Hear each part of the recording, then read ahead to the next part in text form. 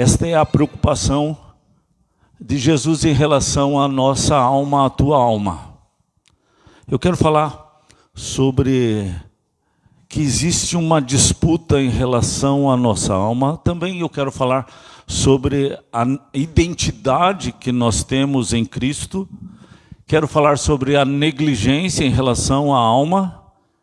E depois, por fim, o antídoto em relação a essa negligência. Certo? Jesus mesmo fala em outro texto: louco é aquele que não cuida da sua alma. Foi abençoado por Deus, multiplicou os seus bens, aumentou o seu celeiro, mas não tinha o destino da sua alma e veio a ser chamado por Deus naquela noite.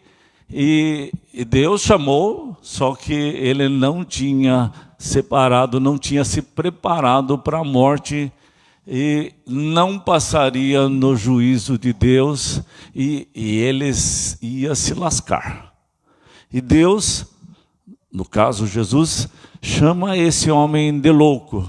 E aqui Jesus volta a falar essa palavra em relação à tua alma. Ele diz: que adianta o homem ganhar o mundo inteiro e perder a sua alma? Que daria o homem em troca da sua alma? Será que dinheiro, ouro, seria suficiente para garantir a entrada no céu? Eu estava ouvindo um pai falando assim a respeito desse assunto. Ele disse assim que ele estava numa luta em casa com as crianças. Ele tem a oração todos os dias com seus filhos e ele se preocupa muito com a alma dos seus filhos. Só que chegou uns dias que a filhinha pequena já não estava mais interessada nas orações e na leitura do texto. E eu acredito que ela já estava achando um pouco monótona a devocional. E não queria mais participar da devocional. E aí o pai chamou a atenção e disse: minha filha, não tem opção. Você precisa entender que existe uma luta em relação à tua alma. Você precisa compreender que a tua alma, ela tem um valor. Ela é sopro divino. E o diabo, ele está ao redor querendo a tua alma. A tua carne quer ir para o lado do diabo. Vai ser difícil a leitura da Bíblia e a oração, mas você precisa vencer essas tentações. Deus mesmo disse para Caim: o teu desejo vai ser contra você. Você precisa vencer. Você precisa lutar contra o teu desejo, ir contra o teu desejo que é contra Deus e contra a tua alma, porque o desejo que a gente tem de não orar, de não estar na presença de Deus, nos leva para o inferno. Então, Deus está muito certo de dizer assim: o teu desejo vai contra você porque vai te levar para o inferno. Então preste atenção em relação à tua alma, a alma dos teus filhos, a alma da tua família, a alma dos teus amigos, a alma daqueles que estão ao teu redor. Há uma música que diz assim: você vai ficar em paz, deixando os seus morrerem sem saber para onde vão?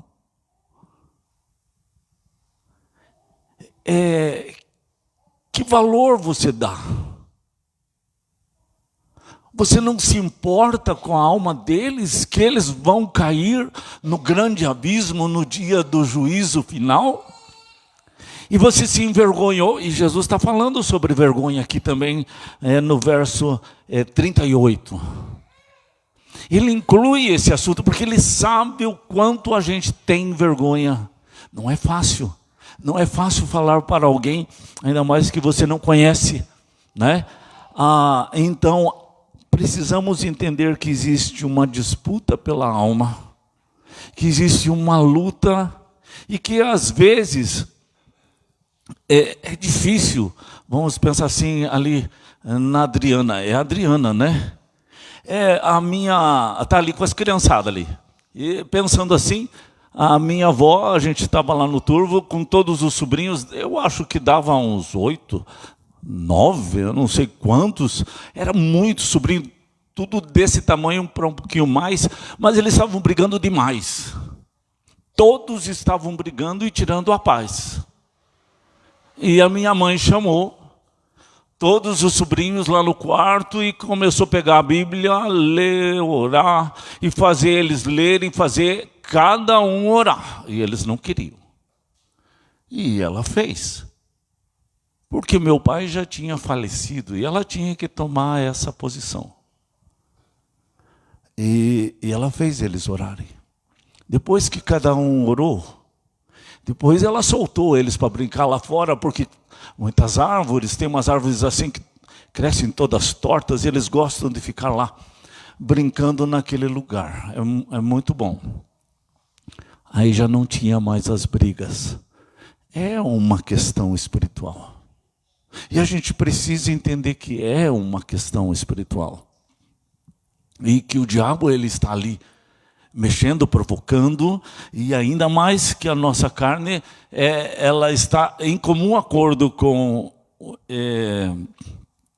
esse príncipe das trevas. Segundo assunto, a tua identidade. Quando fala de alma, a gente vai estar entendendo a respeito da nossa alma. Lá em Gênesis capítulo 1, verso 26 e 27, Deus diz assim: façamos o homem a nossa imagem e a nossa semelhança.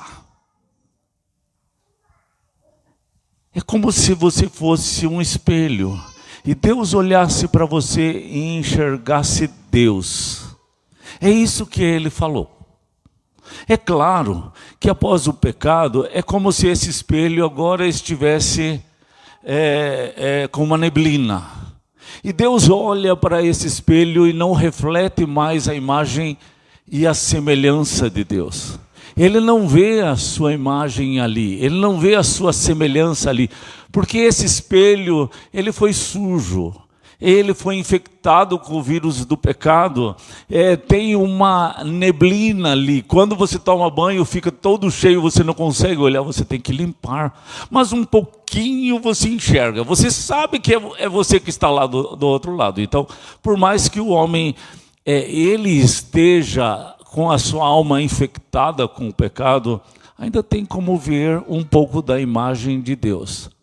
Mas eu sempre cito que a imagem de Deus não é uma orelha, não é um nariz, não são olhos, não são cabelos.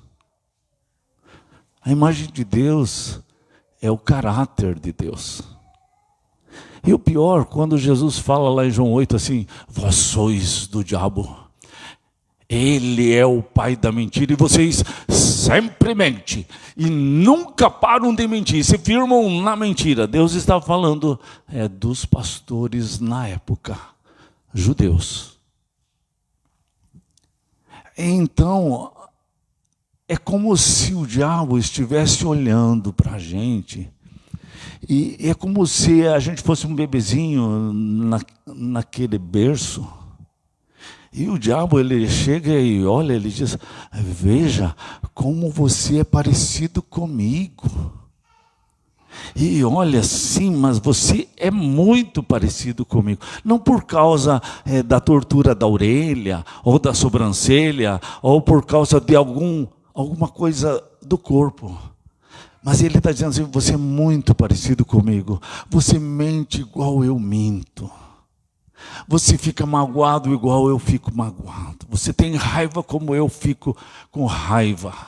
Você é dissimulado como eu sou dissimulado. Como eu sou disfarçado, você é disfarçado. Porque são características espirituais das trevas. Isso é a imagem e a semelhança. É claro que quando Deus fez a gente, temos outras características além dessas características morais. Tem a questão da criatividade, tem a questão das invenções. Deus diz assim para Adão: que ele deu domínio sobre tudo que Deus criou, ele deu isso para Adão. Isso faz parte da imagem e semelhança. E ele diz assim: sujeitai essa terra, dominai, sede fecundo, multiplicai. Ele fala isso. E ele também fala assim: guarde esse planeta, cuide dele.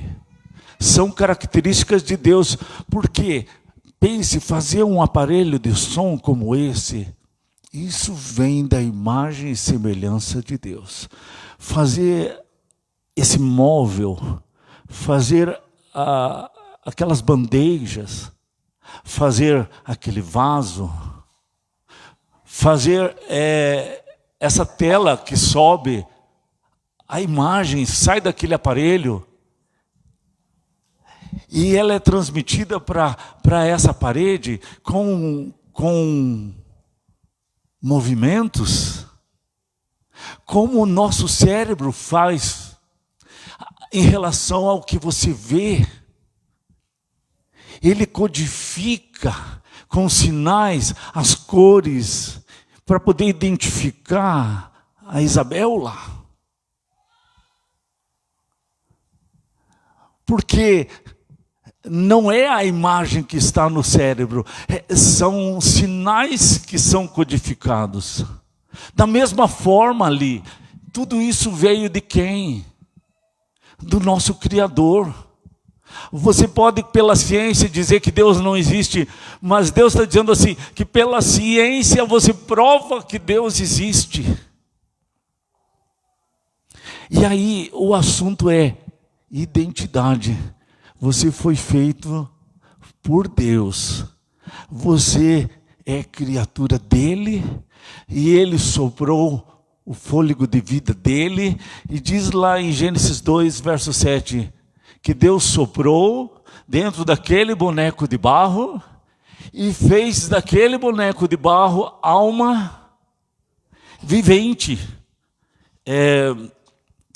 Abrindo só um espaço ali para chamar a atenção de alguns irmãos. Eu vi uma publicação de uma irmã da igreja, de uma fala de um cara da Adventista, é um líder da igreja Adventista. E aí eu trouxe essas coisinhas assim, só para quem viu vai lembrar do que eu vou estar falando. Aqui, em vez de ter o copo de água, era uma garrafinha, tipo aquela garrafinha que estava ali.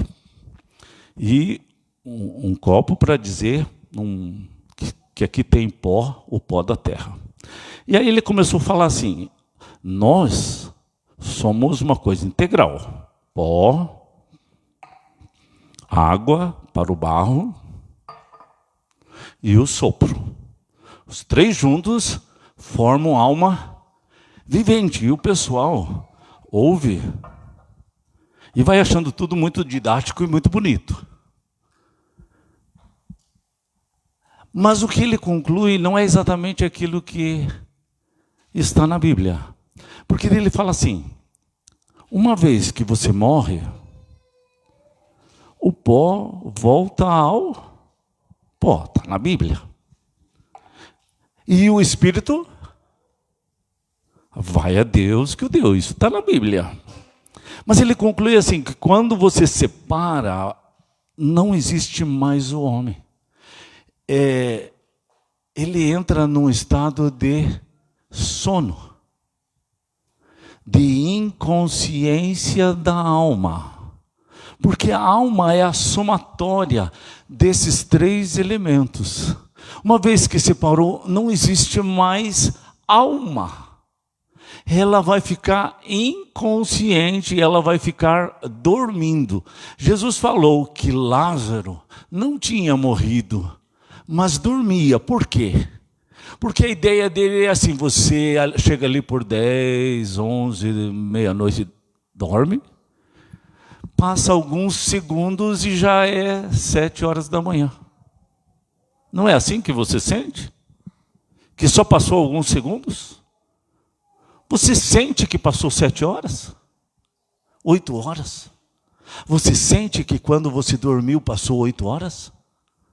Não foram somente alguns segundos. Se você pegou no sono naquele horário e você só acordou no outro horário, a não ser que você tenha pedra no rim e você resolve caminhar para resolver a questão da dor. Aí são 8 horas acordado. Mas para quem dorme, percebe que passou 7 horas. É isso que Jesus está falando sobre a morte dos filhos de Deus. Que é uma coisa assim como o dormir. Você foi para o outro lado, pode até passar quanto tempo for. Você já acordou e já está com ele. Você não percebe. É assim, você deita e quando você acorda, você não viu o tempo passar e o sol já está raiando. É como se você deitasse no sono da morte e você acordasse e você já estivesse com o Pai Celestial. É isso que Jesus está falando, porque é uma coisa assim, passageira. É uma coisa provisória. É uma coisa que você não vai nem perceber. Não é uma coisa definitiva a morte. Mas a gente também precisa questionar essas palavras, irmãos. A Bíblia fala assim, aqui mesmo, nós lemos capítulo 8, no capítulo 9 tem o texto da transfiguração. Quem que apareceu para Jesus no Monte da Transfiguração? Moisés e Elias. E quando eles estavam juntos, eles conversavam? Moisés e Elias estavam no sono? Eles tinham um corpo ainda? Houve a ressurreição? Não, não houve a ressurreição. Eles não estavam em corpo. Eles estavam em espírito com Jesus.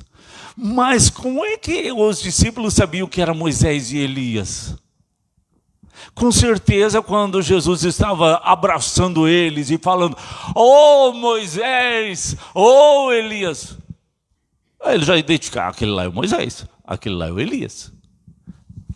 Aí você podia dizer, mas Elias foi levado ao céu, então ele está com o corpo dele. Moisés também, mas a Bíblia fala que o diabo disputava o corpo de Moisés. Então, não foi levado ao céu. Não está muito certo essa doutrina. Outra coisa, quando houve a parábola lá que Jesus fala do rico e o Lázaro lá em Lucas, ele mostra assim, o Lázaro foi levado para onde?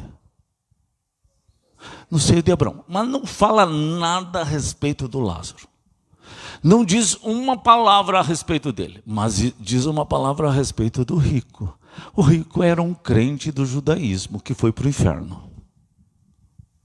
Ele estava lá no inferno, ele estava dormindo, ele estava inconsciente, como esse líder da igreja disse? Não, porque ele falava. Pai Abraão, tem misericórdia de mim, me ajuda, me socorre. Manda Lázaro falar com os meus irmãos para eles não virem aqui. Manda Lázaro vir aqui trazer um punhado de água, para que eu possa molhar minha língua e não sofra de tanta sequidão. Essa ideia é uma ideia assim a respeito de quanto Deus faz falta, porque seca a língua, seca a boca, a falta de Deus. Então é uma coisa bem interessante, ele não estava inconsciente. E quando Jesus fala assim, que Deus é o Deus de Abraão, o Deus de Isaac, o Deus de... E ele diz assim, Deus não é Deus de mortos, mas Deus é Deus de vivos. E aí você podia dizer, mas eles estão vivos, só que eles estão inconscientes. Mas se morte é estar inconsciente, e daí ele está dizendo, Deus não é Deus dos inconscientes. Deus é Deus de vivos. Então, quando alguém fala a respeito da inconsciência da alma, e que ela só vai despertar no dia do juízo final, você precisa também conhecer os outros textos. E não só ouvir uma mensagem bonita, bem colocada, e que pode trazer uma conclusão errada. O nosso assunto é que você tem uma alma. Você é sopro de Deus. O primeiro assunto é o quê? Há uma guerra espiritual em relação à tua alma. Há uma guerra, né? Há uma disputa em relação à tua alma. E você precisa entender que você não vai ficar aqui só para essa vida.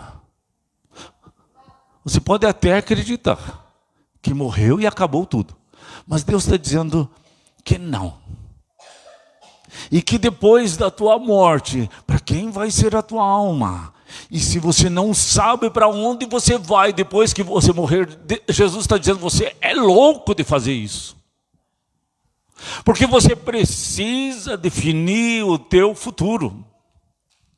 Eu lembro assim que quando eu tinha algumas notas baixas, e se eu continuasse com aquelas notas baixas, eu ia reprovar. E eu teria que fazer mais um ano de estudo. Para mim isso era uma coisa horrível, porque eu achava muito ruim ficar em sala de aula. Então eu estudava para poder passar, para não ser reprovado, para não ter que ficar mais um ano em sala de aula. E aí eu estudava, mas às vezes eu estava com alguma nota baixa que eu ia ser reprovado. Aí eu me lascava de estudar para conseguir recuperar aquelas notas para não ser reprovado. E quando eu tirava aquela nota e que via que eu não ia ser, me dava um alívio, porque eu pensei, eu vou passar todo o ano de novo estudando. Então isso me martirizava só de pensar. Gente, isso é o mínimo. Pense, se já é um martírio pensar em estudar tudo de novo, toda aquela matéria, o ano inteiro. Eu acho que hoje ninguém mais reprova, mas no meu tempo reprovava. E aquilo era pesado, pensar em reprovar. Agora pense assim na tua alma. Não tem como haver recuperação depois da morte. Né?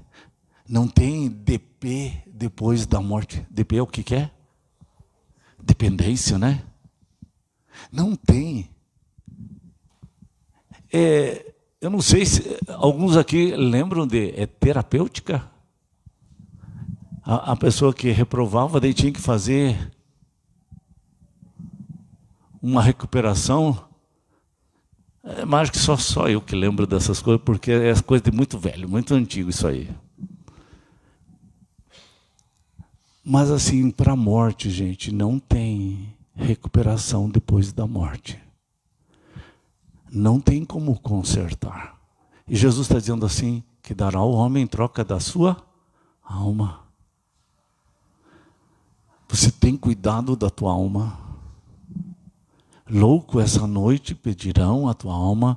E para quem ela está encomendada, ela precisa ser encomendada em vida, e não depois que você morreu. Aí o pastor vai orar por você para levar você para o céu?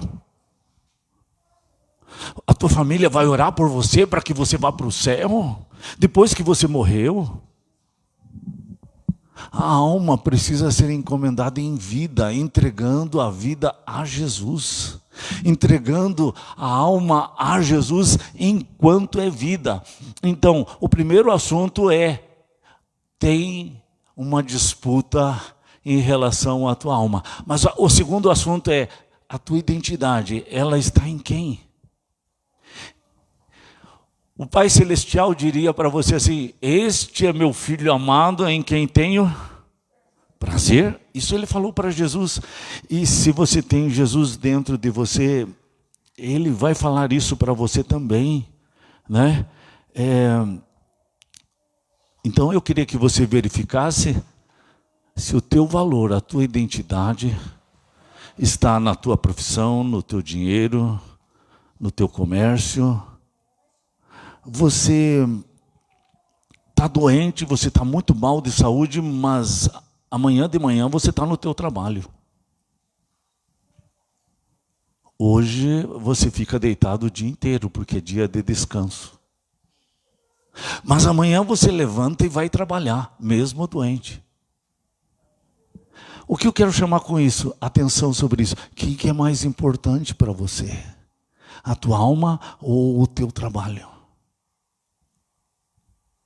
O que tem maior valor? A tua alma ou o teu trabalho, o teu salário, o teu carro, o teu dinheiro, as tuas coisas? Aquele homem rico foi muito abençoado por Deus. Ele era muito próspero, mas ele foi para o inferno. O que adiantou ganhar o mundo inteiro e ir para o inferno? É isso que Jesus está falando. Você precisa saber quem é você, a tua identidade, aquilo que te dá valor. É que você nasceu de novo, Jesus mora dentro de você. Então, terceiro assunto, negligência em relação à alma. A Bíblia fala de 5 virgens que foram negligentes e elas não encheram a vasilha de azeite. E no tempo que elas precisavam, tarde da noite, no imprevisto que não veio o noivo, e elas tiveram que ficar esperando o azeite, e aconteceu o quê? Acabou. Às vezes a pessoa está muito preocupada com a sua profissão, com o seu trabalho, com os seus funcionários, com as suas coisas, e essa vasilha encheu muito bem de azeite, mas da sua alma tem azeite suficiente para enfrentar as noites da vida? É isso que Jesus está falando.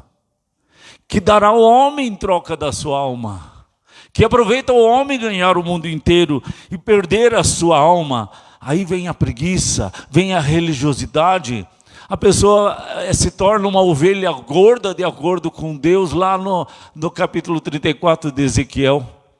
E aquela ovelha gorda, ela é negligente. Ela é egoísta.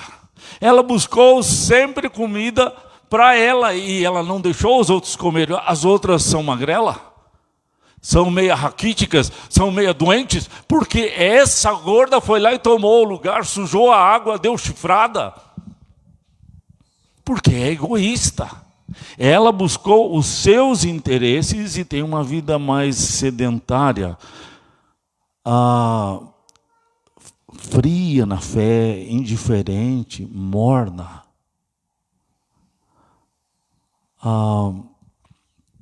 Quando ela suja a água, é um mau testemunho que ela está dando.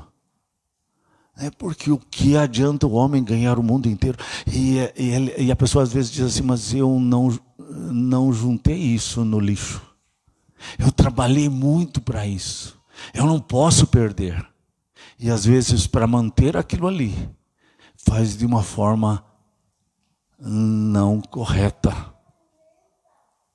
Eu conheci um homem que eu tinha um amor muito grande por ele, mas ele era bastante legalista. Sempre ele cobrava muito dos outros. Muito, muito. E ele tinha a parte das finanças da igreja na mão dele. Porque ele era um cara muito fiel nas finanças. E eu confiava nele.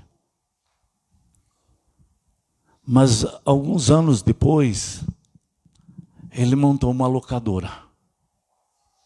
Na época das locadoras. Mas não locava tanta coisa e faltava dinheiro. E ele teve que locar filmes pornográficos. Aí tinha uma seçãozinha lá, fechadinha, com cortinas. Era o lugar das fitas pornográficas. Porque muitas vezes eram aquelas que abastecia ele para sustentar a sua família. Pense, as coisas elas vão indo aos poucos, com um bom propósito. Eu tenho que sustentar meus filhos, eu tenho que sustentar a minha mulher. E alguns anos depois, tinha meninos que iam lá para assistir pornografia. E esses meninos, eles andaram brincando. Então o testemunho foi muito ruim. Mas o diabo ele usa assim aquela leizinha da abordagem lenta. É aos pouquinhos que ele vai mudando a pessoa e fazendo com que ela se afaste da presença de Deus. Finalmente, o antídoto. Vamos ler sobre o antídoto, irmãos. É 1 João capítulo 3. 1 João capítulo 3. Lá no finalzinho da Bíblia, 1 João 3, o verso 8. Vamos ler todos juntos esse versículo? O verso 8. Aquele que pratica o pecado procede do diabo, porque o diabo vive pecando desde o princípio. Para isso se manifestou o Filho de Deus, para destruir as obras do diabo. Então ele está falando assim da escravidão dessa pessoa, de viver no pecado. E o diabo foi usando a abordagem lenta e ele foi arrumando justificativas para a situação que ele estava, e ele foi se afastando de Deus, e se afastando de Deus, o seu testemunho foi muito ruim. Hoje de manhã eu estava falando assim, como é que funciona isso também na cabeça das pessoas? Quando você ouve as notícias a respeito da guerra lá em Israel, você fica horrorizado porque o Hamas ele invadiu Israel. Ele cortou a cabeça de 40 crianças, 40 bebês. E você fica horrorizado. Eu também fico horrorizado com isso. Mas você sabe como é que eles justificam isso?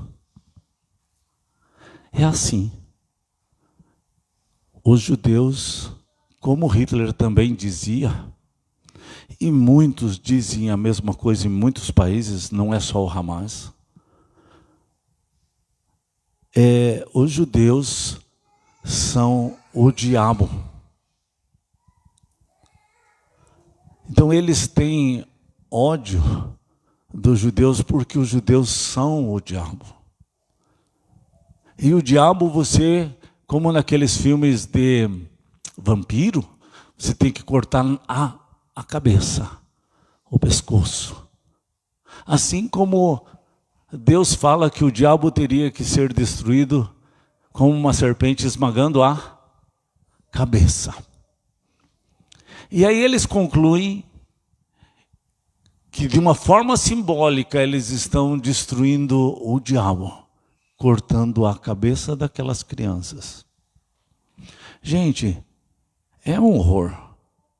Mas eu quero falar assim, o diabo ele foi usando a técnica dele muito antiga, a lei da abordagem lenta. Tudo isso acontece aos poucos. Aquele irmãozinho querido meu, ele era querido meu mesmo, ele não estava ali com brincadeiras com aqueles jovens de uma hora para outra. Foi tempo para chegar ali. A pessoa ela vai se afastando aos poucos. Não é de uma hora para outra. É aos poucos que a coisa acontece. Da mesma forma é isso que aconteceu, digamos, com o Hamas. Não é de uma hora para outra. É com o tempo, o ódio vai aumentando, o ódio vai aumentando. E a pessoa, na sede de fazer justiça, faz injustiça por estar muito longe de Deus. Eu também tenho citado a respeito da nossa Suprema Corte, que tem procurado definir a questão do aborto. até 12 semanas de gravidez, a mulher pode abortar. 12 semanas são alguns meses. 3 meses. O que eu quero dizer assim, irmãos? Você pode ser um defensor da vida. Mas se você não lutar como aquele pai pela vida do teu filho, não corrigir a tua filhinha quando ela não quer mais orar, quando ela não quer mais ler a Bíblia, quando ela não quer mais ouvir as histórias da Bíblia, quando você não tem coragem de corrigir mais e deixa ela seguir o seu caminho, do jeito que ela quer, uma menininha, o que vai acontecer? É a lei da abordagem lenta.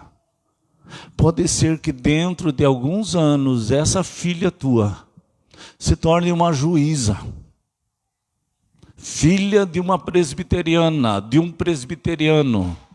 E essa menina que se tornou juíza, ela pode defender a questão das 12 semanas. Porque é a lei da abordagem lenta. Enquanto há tempo, dobre o seu joelho. Enquanto há tempo, discipula teu filho. Ore por ele. Não troque isso por nada. Não troque isso por prazer, por uma viagem. Não escolha desenhos para as crianças que são desenhos empolgantes. Escolha desenhos que podem levar teu filho à salvação. Filmes que podem levar teu filho à salvação. Existem muitos filmes que podem evangelizar. Não precisa ser quadrado. Precisa só saber escolher. E assistir muitas vezes junto com os teus filhos esse filme, esse desenho, e ajudar ele a entender, gastar tempo com isso. Jesus, ele veio para quê? Para destruir as obras do diabo. Só ele pode abrir os nossos olhos. Só ele pode destruir. Né? Aquele que está vivendo no pecado, ele está na cegueira, é um crente que está na cegueira, porque ele está falando de uma pessoa que está vivendo nesse pecado e não percebe que está pecando. Precisa pedir para Deus abrir os seus olhos. Senhor, vê se em mim há um caminho mau. Como Davi disse. Davi pecou. Mas a oração de Davi era: Senhor, veja se há em mim algum caminho mau. Porque ele podia estar justificando os seus pecados. Ele podia estar sendo enganado pela cegueira das trevas. Então,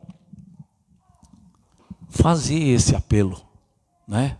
A mãe chamar suas crianças e dizer: vamos orar aqui, vamos repetir essa oração junto comigo. É uma forma de marcar território. Vamos pegar esse versículo aqui, Apocalipse 3:20. Aí você, Adriana, chama as meninas pelo nome. Vamos lá. Eu abro a porta do meu coração para Jesus entrar. Porque o texto diz assim: eis que estou à porta e bato. Se alguém ouvir a minha voz e abrir a porta, entrarei em sua casa, cearei com ele e ele comigo. E o pai precisa fazer isso com o seu filho. O Marcelo precisa fazer isso com o Natan. Precisa repetir isso. Precisa ter esse tempo para que ele se cale. Por quê? Porque o Natan é hiperativo, ele não para quieto. Mas ele sabe o que é certo e errado. E quando eu chamei a atenção, eu vi que ele ficou quieto. Ele não conseguia ouvir o filmezinho lá em cima. E ele ficava traquinando. Natan, fique quieto, senão eu vou levar você lá para baixo junto com a tua mãe e teu pai. Pronto, ficou quietinho. O Natan, é um milagre? É. Mas a alma dele vale mais que o mundo inteiro. Não é isso que o texto está dizendo? Essa é a nossa preocupação. Não podemos ser negligentes. Há uma disputa em relação à nossa alma, à alma dele. no mundo espiritual há uma disputa. E ele vai ter que conhecer, através do relacionamento com o Marcelo e com a Isa, conhecer Jesus. E saber o quanto ele é amado por Jesus. Que ele não vai precisar ter aquele carro para ser feliz, aquele celular para ser feliz, aquela roupa para ser feliz, aquele salário para ser feliz. Porque ele é feliz, é a identidade dele. E nós temos o antídoto. Jesus veio e se manifestou para destruir as obras de Satanás.